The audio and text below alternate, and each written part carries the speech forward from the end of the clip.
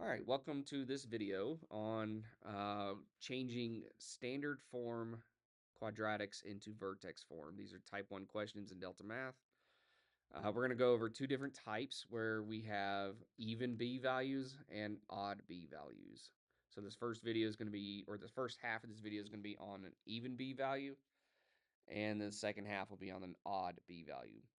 Now, this process is called completing the square to rewrite the quadratic function in vertex form. Keep in mind, in standard form, we have the y-intercept.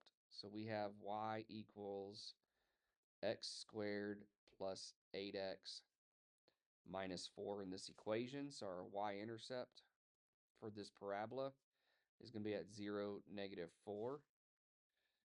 And what we need to do is we need to not worry about the y equals part of this. What we're going to do is we're going to break this up so that we're just going to focus on the x squared plus 8x minus 4.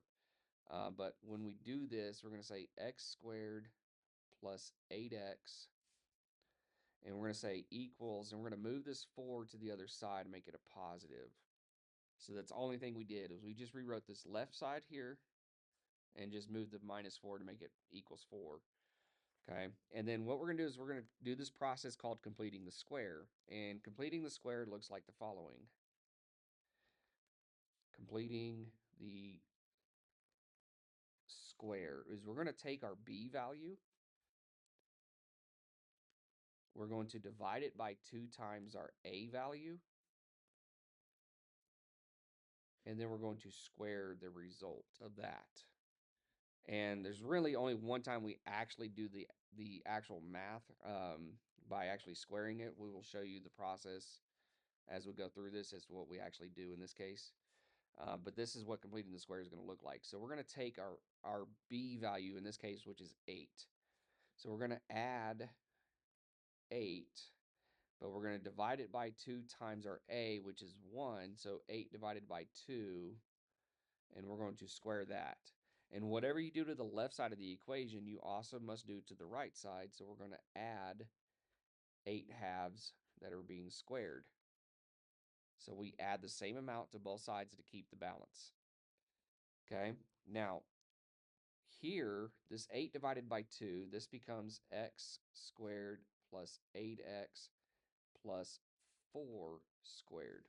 So I can go ahead and take care of this 8 divided by 2 first, and then I can worry about squaring it, but I'm not going to actually square it on this side. I will, however, on the other side, since 8 divided by 2 is the same thing here, I know that this is going to be 4 squared. So this is going to be plus 16 on this side. Okay, and the reason I didn't square it here is because whatever my base is for this part, this is what makes the perfect square. So this becomes 8x plus 4 being squared. Okay, so this 4 is here, that x is there. If you think about 4 times, well, this is going to end up being 16, right? Because 4 squared is 16. So 4 times 4 is 16, 4 plus 4 is 8. Okay, and then this is going to equal 4 plus 16, which is 20. And then one final step, we're going to move this 20 to the left side. So we're going to end up with x plus 4 squared minus 20 equals 0, which tells us the vertex of this function, of this parabola, is going to be at -4, -20. So go in here, we're going to do x plus 4 squared minus 20.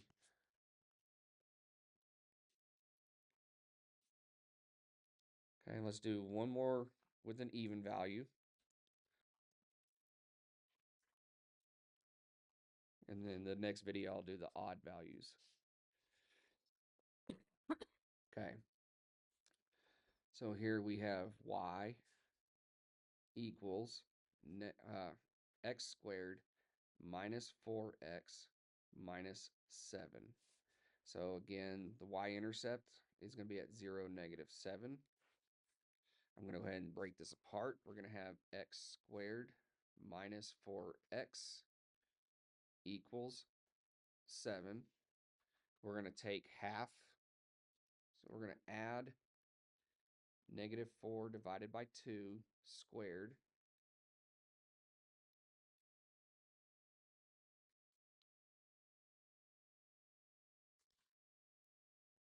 Okay.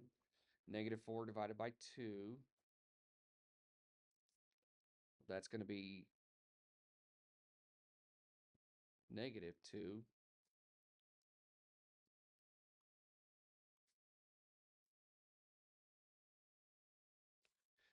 Okay, -2 squared on this side is going to be 7 plus 4. Okay. Remember, a negative number being squared is positive. Over here, we're going to have x minus 2 squared. Okay, this 7 plus 4, that's going to go to 11. When we move the 11 back over, we end up with minus 11. So our function should be x minus 2 squared minus 11 equals 0.